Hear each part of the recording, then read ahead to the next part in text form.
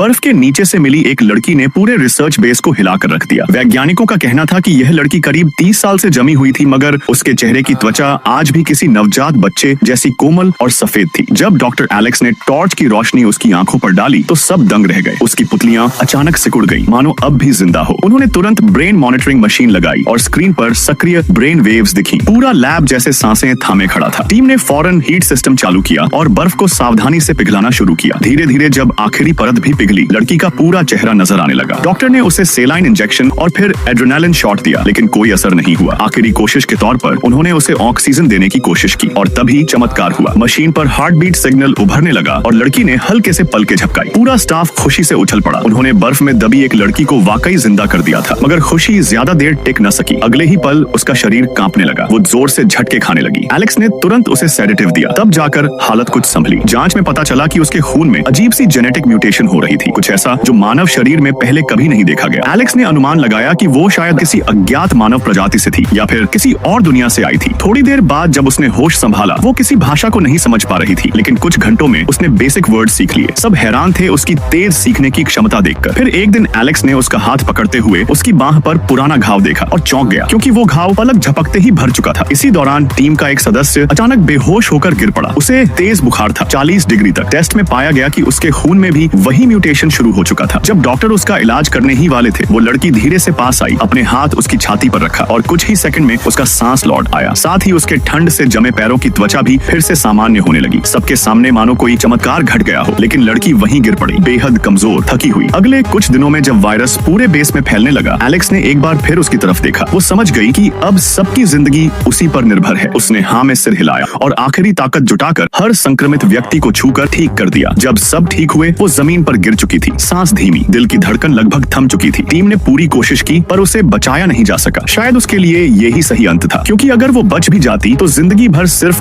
प्रयोगशाला की एक एक्सपेरिमेंट सब्जेक्ट बनकर रह जाती। उसकी आखिरी मुस्कान जैसे ये कह रही थी, जिंदगी देने के लिए मरना शायद यही असली इंसानियत है।